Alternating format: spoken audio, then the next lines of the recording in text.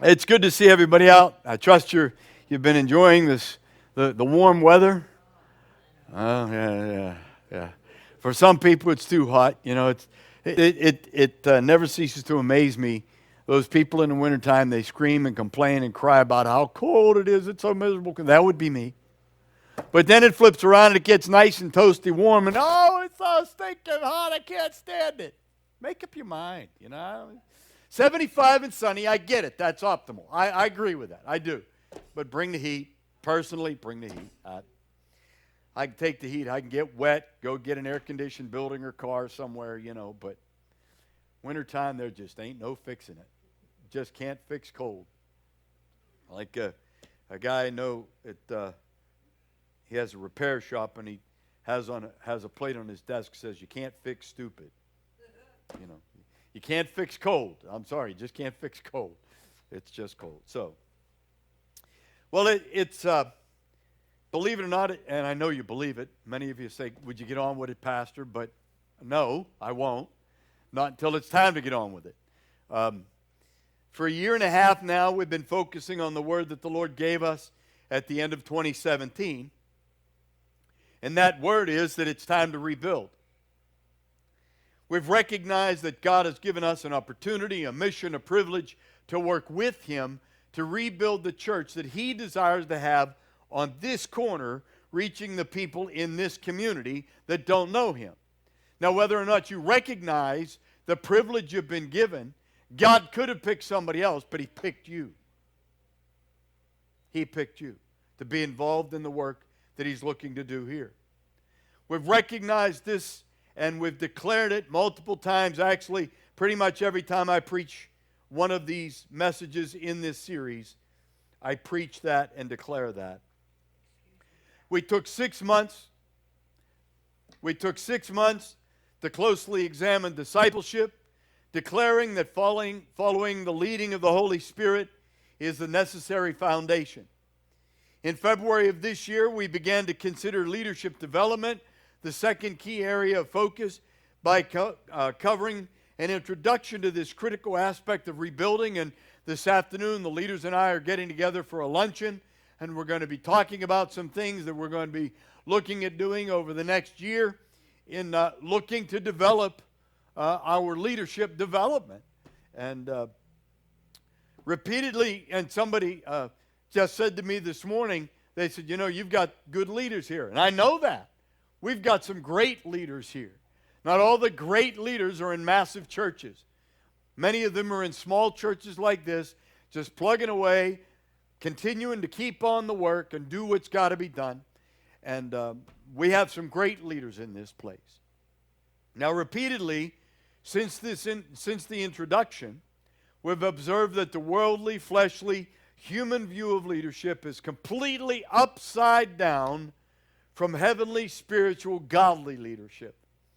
In March, we started to look at biblical examples of leaders that we can see as role models, beginning with Jesus, moving on to Peter, and then in our last time together in this series, we looked at the role model that Paul provided us from a leadership development standpoint.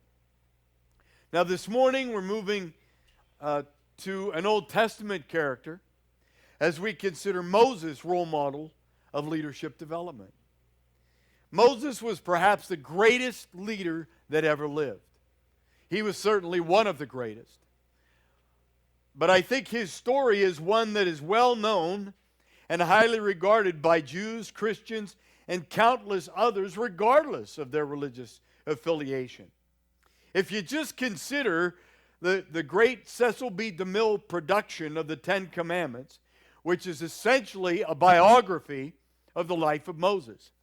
Are you aware that that movie, that film, was produced in 1956? I was shocked to discover that. It was produced in 1956. And in 1999, that would be 43 years later, it was selected for preservation by the National Film Registry of the United States Library of Congress as culturally, historically, and aesthetically significant. And what is the content of that movie? The content of that movie is essentially Moses' life history and what God did in the nation of Israel. Then in June 2008, again, this film was produced in 1956, and in 2008, after polling 1,500 people from the creative community, and we all know how liberal the creative community can be, the American Film Institute listed it as the 10th best film in the epic genre. Now you might say, oh, it only made 10. But consider how many powerful epic movies had been made up to that point in time in 2008. And many of them with high-tech, fancy-dancy whiz-bang that just wows crowds today. And the 10 Commandments from 1956 made number 10 on that list. That tells me the story of Moses' life and his leadership still has impact and significance and relevance today. Are you also aware that network television has aired this film in prime time during the Easter and Passover season every year since 1973?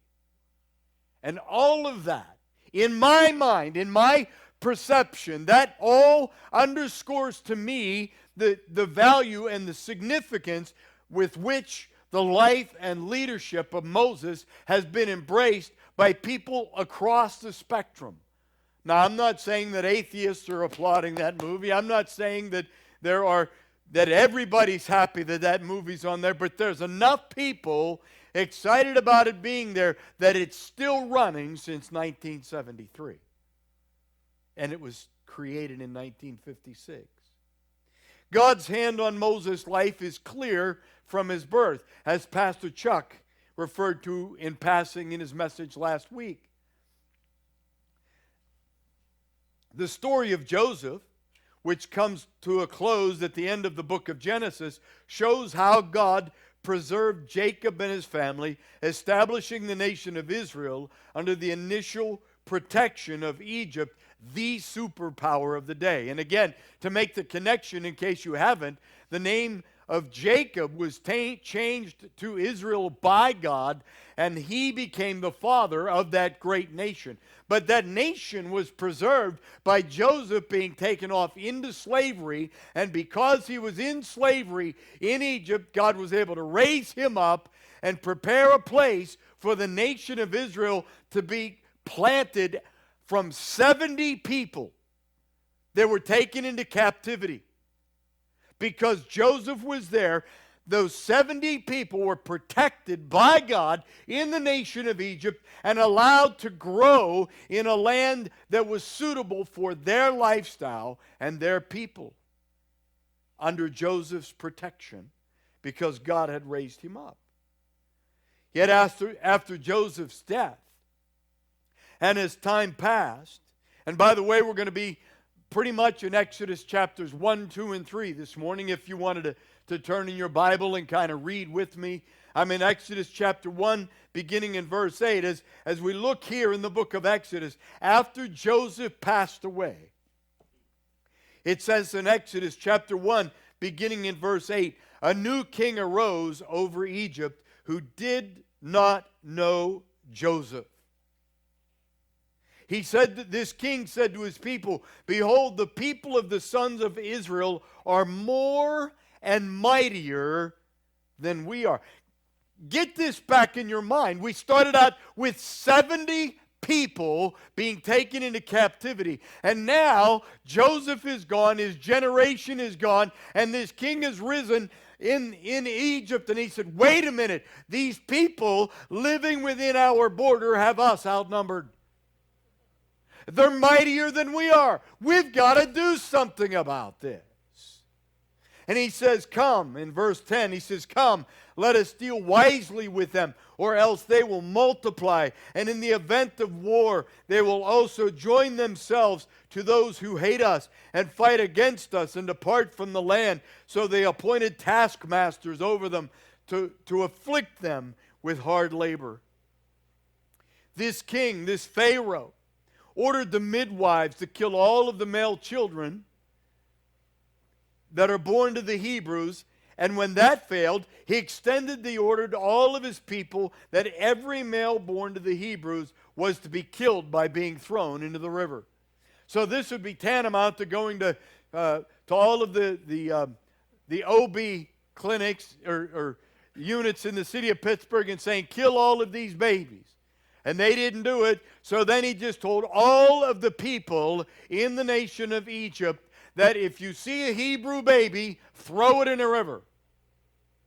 That was his instructions. A male Hebrew baby should be thrown into the river. His goal here was to cause the extinction of the Hebrew nation by eliminating the male, which would be the procreator, the progenitor of the society. By eliminating all the males, the women then would marry Egyptians and bear Egyptian children who would then be raised within the Egyptian culture. And from the Pharaoh's standpoint, then the entire Hebrew nation would just fade away. In the context of this massive effort at population control, moving on to Exodus chapter 2, beginning in verse 1, it says, a man from the house of Levi went and married a daughter of Levi. The woman conceived and bore a son, and when she saw that he was beautiful, she hid him for 3 months. But when she could hide him no longer, she got him a wicker basket, covered it over with tar and pitch, put the child in it, and set it among the reeds by the bank of the Nile.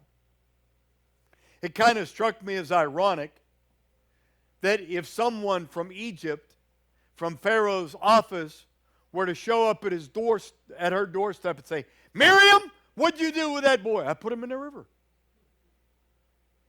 I did. I put him in the river. If you ask me details, I put him in a tar-pitched basket in the river to keep him alive, but I put him in the river.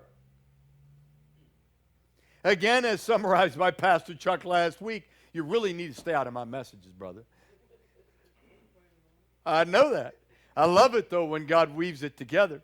Because for the record, I'm not preaching because he mentioned it. I'm not preaching about Moses because he mentioned it. I had these notes started weeks ago. So, God just weaves stuff together. Isn't it a wonderful thing when God does that? It's been pointed out multiple times here.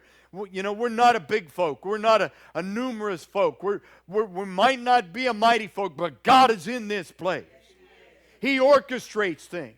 People stand to that microphone and read a scripture from time to time, or someone will come up there and just share something on their heart, and it will absolutely dovetail with the worship music that was put together, and the preaching that takes place. And there's no coordination. We're not sending emails to one another and backroom deals saying, let's do this, that, and the other.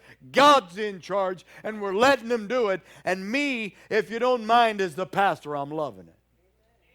I'm loving it. And I'm looking for more. Somebody say more. I think everybody said that. That makes my heart go pitter-pat. More. We want more of God in this place. Again, as summarized by Pastor Chuck last week, Pharaoh's daughter saw the basket floating in the Nile. And she had one of her servants retrieve it. And upon discovering a baby inside, chose to raise the boy as her own. God's hand is evident here because despite her recognizing that this was a male Hebrew child, she knew this was a male Hebrew child. And despite of that, she went against her father, the Pharaoh's edict, and preserved this child alive, essentially making Moses an heir of the Egyptian throne. Exactly the opposite, the complete opposite of what Pharaoh was trying. He was trying to get rid of all the Hebrews, and she just brought one into his house to be raised as his grandson, as an heir to the throne. What's even further indicative of God's hand is how when she summoned a nurse to care for Moses, his own mother got to care for him. Now, if that's not the hand of God in a set of circumstances, I don't know what is. God was in it. God, and I'll say it again, and God is in what's going on here. He is. He's in what's going on here. Can I just go here for a minute and be real? I know it gets discouraging. Can I be honest and transparent here? I know it gets discouraging. I know sometimes it gets weary. I'm the guy holding the wheel. But God, Brother Art.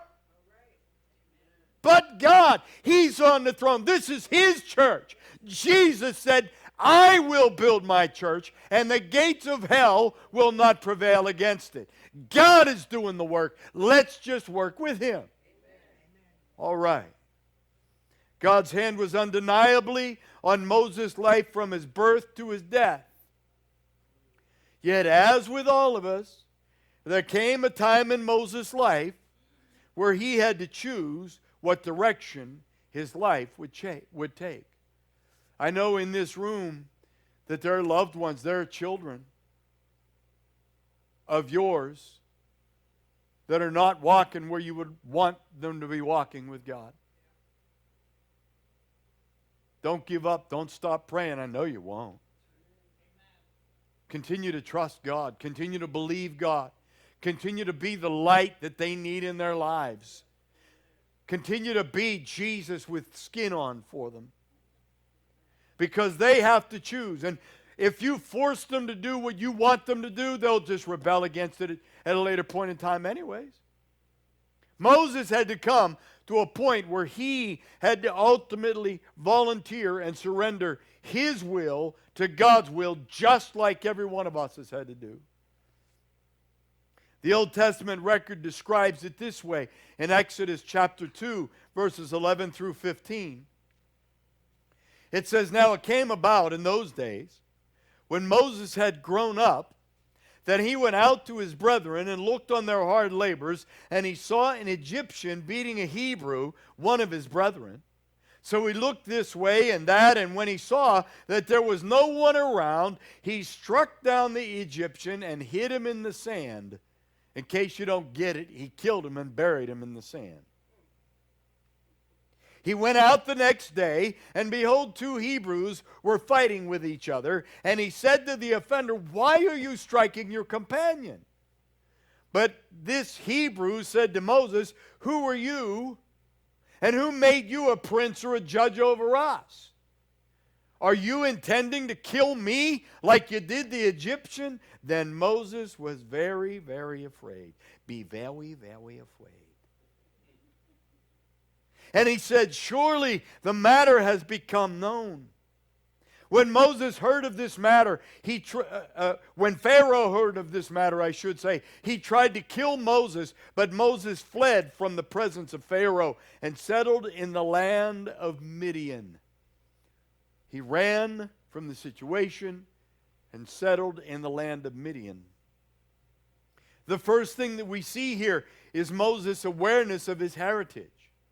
Maybe you missed that when you've read it, but he was clearly aware of his heritage. He knew that he was a brother to these Hebrews, these ones that were enslaved. He recognized that he was one of them, and so clearly his mother must have taught him from a very young child who he really was. He had observed the injustice being faced by his people was burdened to do something about it. So he took matters into his own hands, and without God's direction or blessing. Have you ever taken matters into your own hands without God's blessing or direction? How'd that work out for you? Yeah, just like Moses, didn't work out very well at all. He wound up in Midian, running from Pharaoh. As a result, he had to flee, leaving behind the very people he had hoped to help. And he went south to Midian, where there was no treaty that existed with Pharaoh, and he could safely flee the grip of Egypt. And what I learned in my preparation for this morning, had he gone in a different direction, had he gone north, the people to the north had a treaty with Pharaoh, and they would have extradited Moses right back to Pharaoh to face charges. But he went to Midian, where there was no treaty. It's kind of like he went to Switzerland. No treaty there. Moses may have felt like God's plan for his life as a deliverer of the Hebrews from Egypt was over. Perhaps even that he missed it. But God had him right where he wanted him. There were lessons Moses needed to learn in Midian. As a member of the royal family in Egypt, Moses would have been waited on hand and foot. Anything he desired would have been provided with no effort required on his part at all. All Moses would have had to say was, "Bring me that," and he would have had it, because he was an heir to the throne of Pharaoh. Here in Midian, however, Moses had to work hard, and he had to learn to serve. He became a shepherd, a keeper of flocks. So much for gold rings and fancy robes. He was in a working man's outfit, and he was out with calloused hands getting his fingernails dirty. He married and raised children and cared for flocks and learned to be faithful in voluntary submission to his father-in-law, who would later become a great ally and source of great wisdom for Moses. Moses learned some marvelous things while he was in Midian. He undoubtedly learned numerous valuable life lessons while working there, even though his time there began when he was 40 years old. He didn't go to Midian until he was 40. Undoubtedly, like David, Moses spent many nights out with the sheep, communing with God, looking to Him, praying to Him, likely even worshiping Him. That little video clip that we did at the beginning of the worship service, talking about what worship is, it just really speaks to my heart. And I was really glad that Kathy found it and brought it for us, because he talked about the intimate relationship with God. And I'm convinced that Moses had an intimate relationship with God, and out there on the hills with the sheep and the animals, the goats around him, undoubtedly there were times where he spent wonderful times in worship of God. As the writer of the New Testament book of Hebrews describes it, by faith Moses, when he had grown up, refused to be called the son of Pharaoh's daughter, choosing rather to endure ill treatment with the people of God than to enjoy the passing pleasures of sin. Considering the reproach of Christ greater riches than the treasures of Egypt, for he was looking to the reward. What a wonderful recollection of who Moses was. There's no indication that Moses had any other plans than to continue to faithfully serve where God had placed him, in the care of Jethro's sheep. Then one evening, God showed up. Exodus chapter 3, verse 1. It says, "Now Moses was pasturing the flock of Jethro, his father-in-law, the priest of Midian. And he led the flock to the west side of the wilderness, and he came to Horeb, the mountain of God.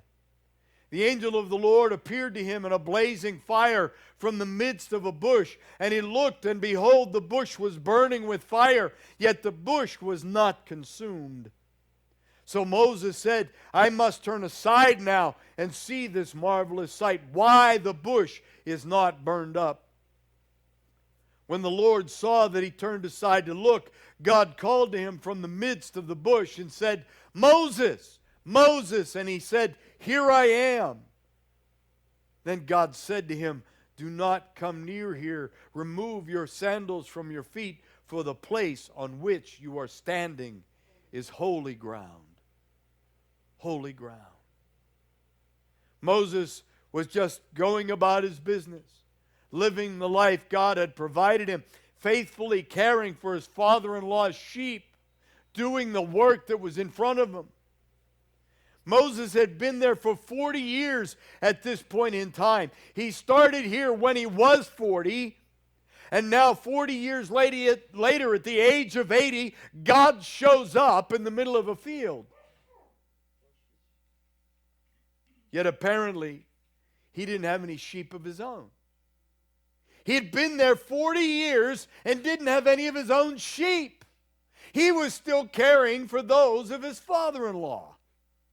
To reemphasize the point made a moment ago, in Pharaoh's house, he had unlimited wealth and was actually in line to become the wealthiest, most powerful man in the world. Yet God had taken him to Midian to teach him humility, servanthood, and essential characteristics of godly leadership. I don't mind telling you that my little trip back to PWSA has brought about some lessons for me. And there are more to come. I'm convinced of it. We need to live where God places us. We need to serve Him where He places us in the circumstances in which we find ourselves. And we need to trust that God's hand is on our life, and He's the one that's taking care of us and leading us and guiding us as we seek to serve and to follow Him. Moses learned some very important lessons there. While the text refers to that location as the mountain of God, that's actually a retrospective comment from the writer who later came to know this mountain as Sinai. At this point, it was simply known as Horeb, which means desolate. Desolate. And on this desolate mountain, in this desolate time in Moses' life, God showed up on the mountain in a burning bush. Apparently, it's not uncommon for bushes like the one that Moses saw to spontaneously combust in flame in the desert. I understand this happens sometimes with tumbleweeds out in the desert west of the nation of the United States. And apparently this kind of a bush in the desert sometimes, because of the heat and the dryness, will just spontaneously burst into flame. But what was unique about this one, it was as it burned, the bush was not consumed. There's no indication that Moses initially perceived an angel. He just saw a marvelous sight. He saw this bush. I wonder how long he sat there and watched the bush burn. I wonder. Just a thought as I'm standing here preaching, I'm wondering how long he sat there hearing the bleating sheep, bleating, not bleeding, bleating, bah, sheep around him, watching this fire on the hillside. But it's contained. It's one little bush. He checked his Timex. And 45 minutes later, that's one burning bush. I just wonder how long he watched this thing burn. And finally he said, I got to go check this out. This is just too weird. Okay, I brought the language up to date. Stay with me. And he gets there, and when he gets there and he sees this burning bush, an angel makes himself known to Moses and says, take your shoes off. You're on holy ground. You're on holy ground. The point is well made that often we don't hear God speak to us because we're not giving Him our attention. I really like the one comment that the video made at the beginning of the service about we need to give God our attention. We need to set aside the distractions when we come to worship God. We need to start taking those thoughts captive. We need to stop allowing things to creep in, because guess who's bringing those things in? There is one who does not want you to worship God. There is one who is seeking to steal, to kill, and to destroy you. And it's not because you're so impressive. He's trying to discredit the God who has saved you. And when we allow Him to distract us from times of worship, when we allow Him to invade those moments and those segments of our lives that are dedicated to God, when we allow those distractions to steal things from us, we're allowing Him to take a shot at our God. Maybe sometimes we don't hear God because we're not listening. God is speaking. I know He's speaking. I said it earlier. He in this place. And if you might have been sitting there scratching your head, say, I ain't never seen that. Maybe you need to listen a little closer. I'm not trying to be harsh. I'm trying to help you here. Listen. Being led by the Spirit of God, that's not a constraint. That's not a straitjacket. It's not a horrible thing. It's a marvelous thing. Because as we're led by the Spirit of God, I don't have to figure out where I'm going. God's got it mapped out. All I got to do is hear what He's saying. I'm 62 years old, and I've never had a long-term strategy. And in recent times, I've been telling people, I got a 4-year plan. 4 years from now, I'm going to be back full-time in this place. I'm believing that's what God's provision is. PWSA is going to be history. I'm going to be drawing a pension, thank you very much. And by God's grace, I'm going to preach until I drop dead. Let him go.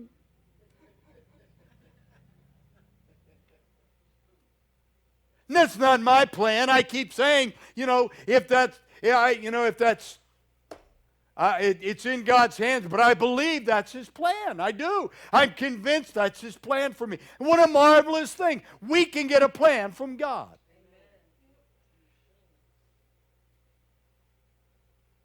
And the point is, sometimes we don't hear Him because we're not giving Him our attention. Yet as we respond to His drawing, and we look to hear from Him in His Word, He will speak to us as He spoke to Moses. He still speaks today. Oh, I don't know about that, Pastor. He still speaks today. Somebody say amen. Amen. He still speaks today. He's speaking to you right now. Are you listening? Moses' response is one that we would do well to emulate. He says, "Here I am. Here I am." God had Moses' full attention. Not only was Moses listening, he presented himself fully to God in this moment. In this moment, Moses said, I'm all in. I'm all yours, Lord. He made the choice at this point in time. His response is reminiscent of two other great leaders in the Old Testament. We talk about Samuel in 1 Samuel chapter 3, when the Lord came and stood and called Samuel, Samuel. And Samuel responded at the behest of his mentor Eli. Samuel responded, "Speak, for your servant is listening." And then if you jump over to the great prophet Isaiah, who responded like Moses, where in Isaiah chapter 6 verse 8, he says, "Then I heard the voice of the Lord." Now, if you back up a little bit, you'll see that he saw the Lord in His throne, high and lifted up, and His train filling the temple. And he cried out again, I'm pointing to the video at the beginning of the service, where he says, "Woe is me, for I am a man of unclean lips." And he was undone, and he confessed his sin to God, and God reached out with a coal from the altar and cleansed him. God has done the same thing for us at the cross of Calvary. And Isaiah heard God say, "Whom shall I send, and who will go for us?" And Isaiah replied, like Moses, "Here am I, send me." Are we ready to say, "Here am I, send me," today? I said it 20 years ago, Pastor. You might need to say it again today. Because sometimes our priorities shift. Sometimes our plans change. Sometimes things get in the way. And we need to back up and go back to our first love and say, "Here am I, send me." For the remainder of his life, Moses would commune face to face with God. resulting in his face reflecting the glory of God to such a degree that the people couldn't look at him. In fact, he had to have a veil covering his face because the glory of God was so reflected by Moses. Wouldn't you love to reflect Jesus to the point that people couldn't look at you without being convicted and saying, "What is it about you? I know I need God in my life."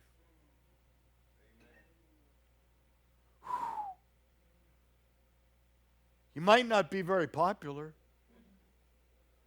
but you do a work for the kingdom. Souls would get saved. Oh, I'll take a lack of popularity at PWSA to lead some people to Christ while I'm there. At 80 years of age, Bob Wilcock, God said to Moses, "Come, and now I will send you to Pharaoh so that you may bring my people, the sons of Israel, out of Egypt." As a result of Moses yielding to the leadership role to which God had called him, the nation of Israel was delivered from slavery in Egypt and ultimately led into the land flowing with milk and honey that God had promised them. Even more than that, the very foundation, get this, the very foundation of Judaism and Christianity was established through the law that was given through Moses. Because an 80-year-old man in the wilderness was willing to say, "Here am I, send me." Even more than that, I already read that. Never buy the lie that you're too old to fulfill the purpose that God has for you. You know, I've shared with you before, many of you, that there was a... I've not been one to chase prophets, look for prophets, or these sort of things, but I've encountered a couple of real ones in my Christian experience, and one such man was a man named Denny Kramer. And he prophesied over me one time, and he said, "You'll be thinking of retirement, but I say to you, refirement." Yeah, I'm expecting retirement. Come on now, because I'm looking to retirement from PWSA. So retirement's coming. Hold on to your hat. Huh? I ain't old.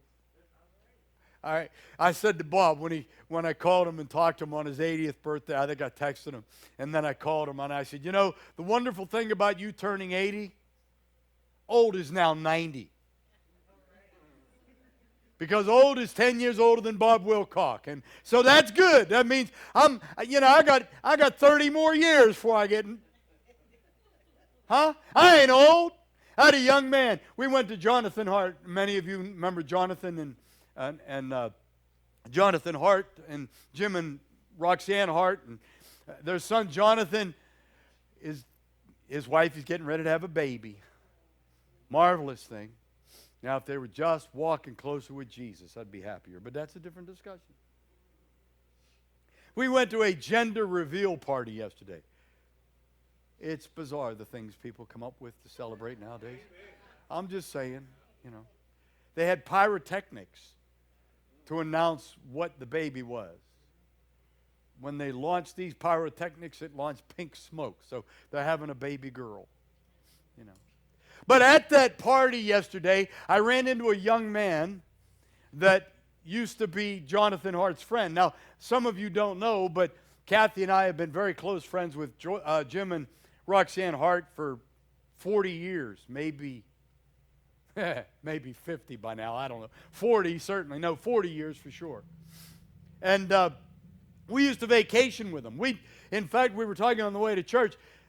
Pretty much every weekend, we would drive up to Jim and Roxanne's, and we'd hang out. Well, Jonathan was their son, and we went to the beach together, and we went on vacation together every year, and we went up and, we played with the boy, and we were like second parents to him at that point in time, and every time he has a gathering, he says to his mom, he says, "Are Jim and Kathy coming?"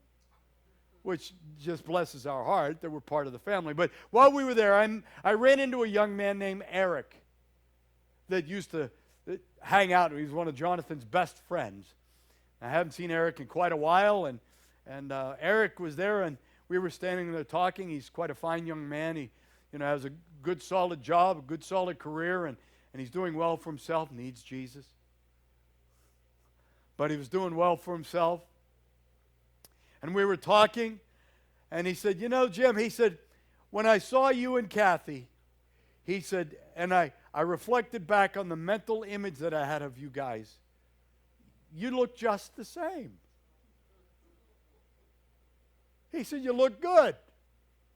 And I said, there was a man working on the ductwork at PWSA. Years ago, when I saw somebody that was older, I would say to them, you look good. And I thought I was making the compliment. Until I was talking to a mechanic that was working on the air conditioning system at PWSA, and I disclosed to him that I was 61 years of age. He looked at me and said, really? He said, you look good. And all of a sudden, I felt very, very old.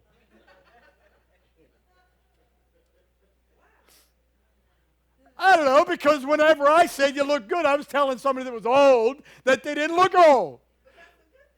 Well, maybe, but you're telling me I'm old. I don't know. I ain't old. I ain't old. I'm 30 years away from old. Next year I'll be 31 years away from old. It's okay. Never buy the lie that you're too old to fulfill the purpose that God has for you. If God is calling you to something, step out. Step up. Do what God is saying. Follow Him. I'll be glad to sit and pray with you, talk with you about it. Let's see what God is doing. Let's discover the new things He has for us.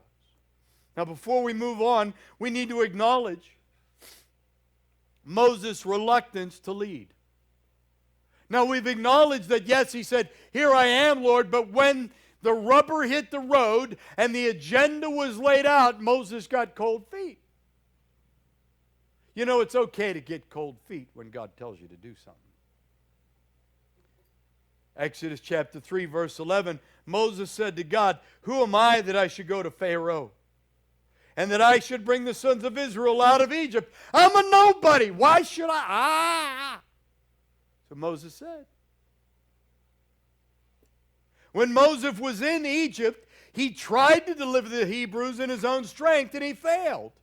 Now, 40 years later, having been a shepherd all these years, his contacts are all gone. His political prowess is all gone. His wealth is all gone.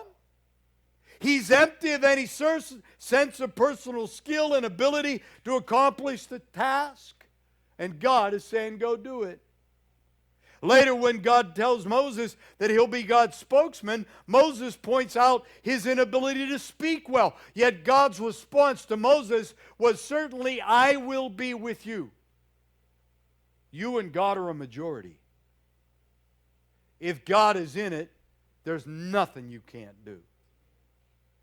Look at your neighbor and say, if God is in it, there's nothing you can't do.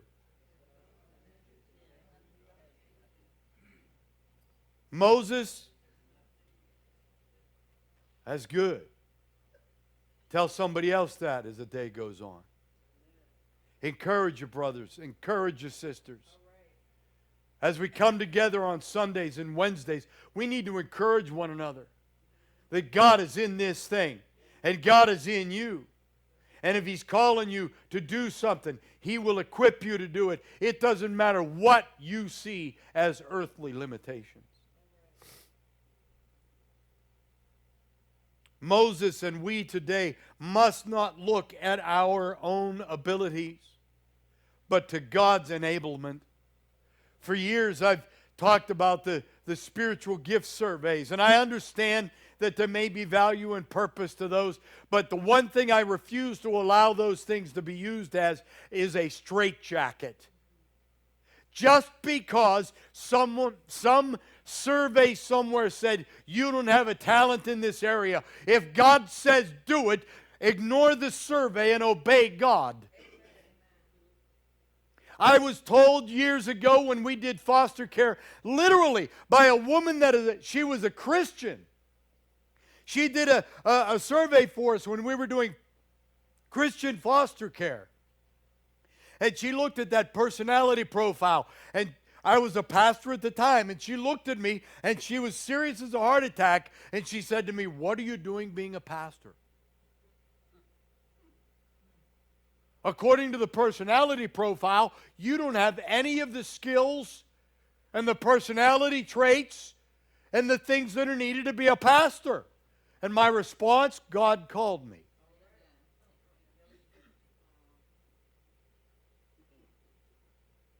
I'm going to tell you the truth. I got no choice. Because I could serve God or I'm going to die. I believe that. Because if I can't represent God, He's not going to let me misrepresent Him. I've never articulated that before. So often when we look at great leaders in the Bible, or even in the church today, we get a false picture, a caricature, if you will, of individuals who are so together that they don't make mistakes or face the weaknesses that we do. In fact, some of you here today, some of you listening to this, may be thinking that way about me, that I'm the kind of a guy that doesn't make mistakes or face weaknesses that you do. Trust me, I've said it before and I'll say it again, and I'm not trying to be dramatic. You don't want to live here.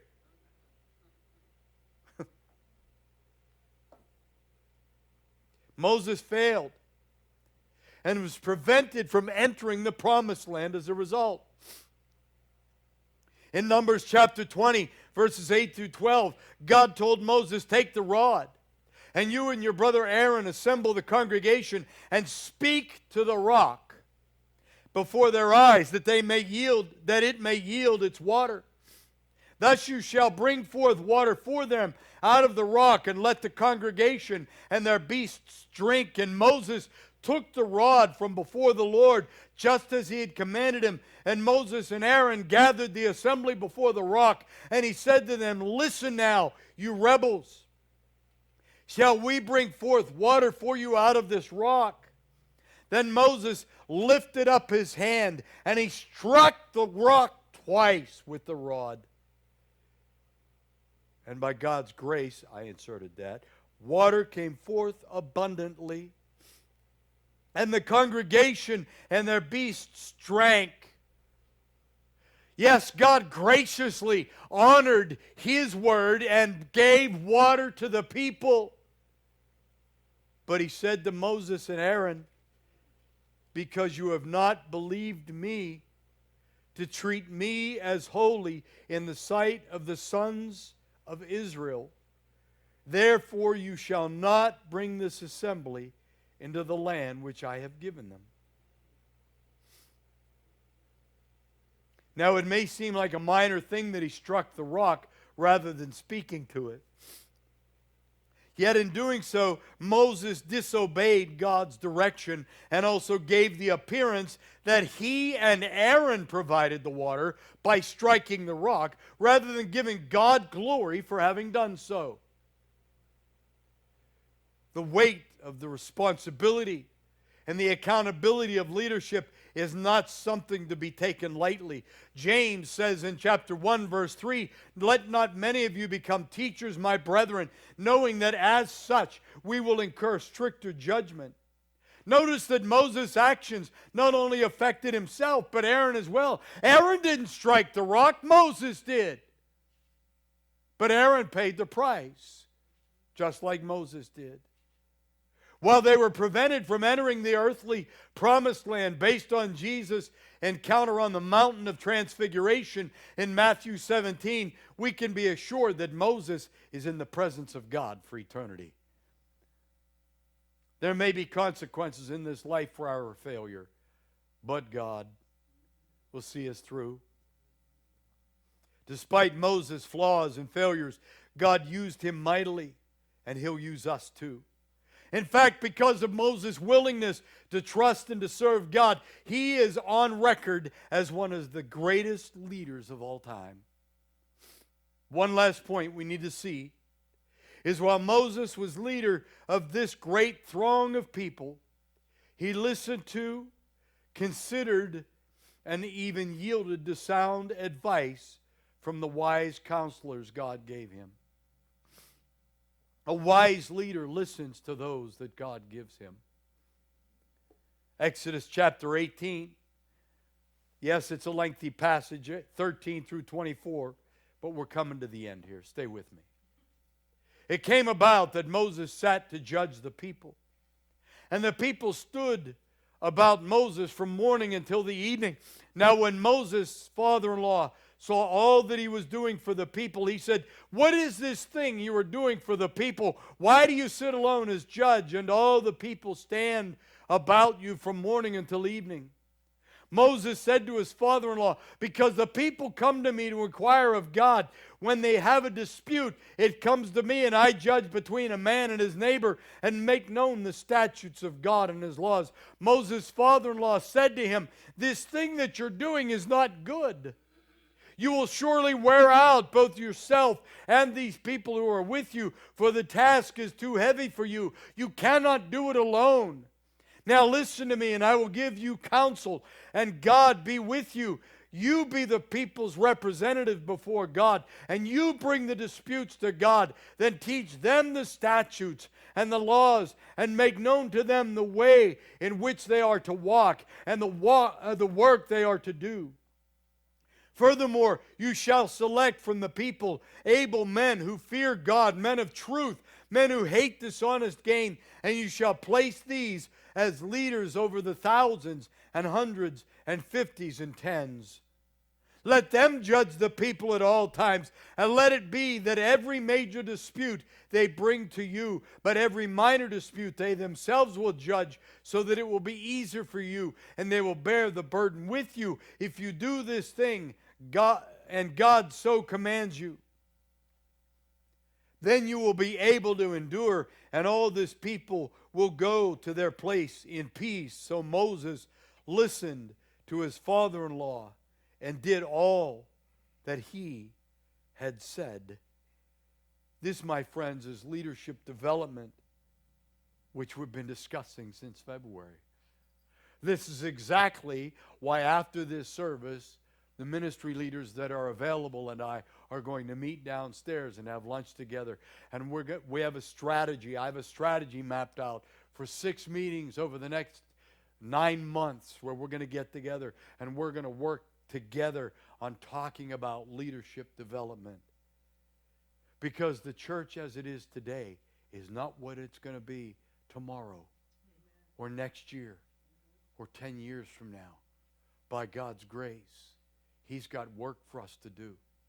And we who are here are going to lay the foundation of that work going forward. It's about leaders multiplying their effort and effectiveness. Not by doing more themselves, but by training others and releasing them to do. As we move forward in this rebuilding process, we must make disciples and develop leaders. If you're here today, and maybe God has called you to lead, maybe this is the first time you've ever, in your mind and in your heart, you've acknowledged that you know that God has spoken to you to lead. And maybe you've been resistant. Maybe you've been reluctant. But this morning, God is saying it's time for you to acknowledge my hand on your life. I want to pray for you in just a minute. Or maybe you're here and you're a leader. You've been a leader here. And maybe you've just been a leader in recent times. Maybe you've been leading for 20 years or maybe 30 years that we've been here. And you need prayer today.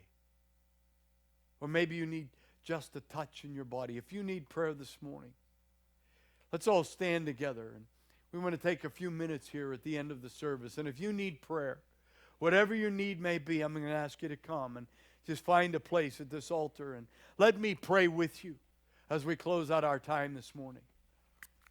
And let's just trust God for what He wants to do in this place, shall we?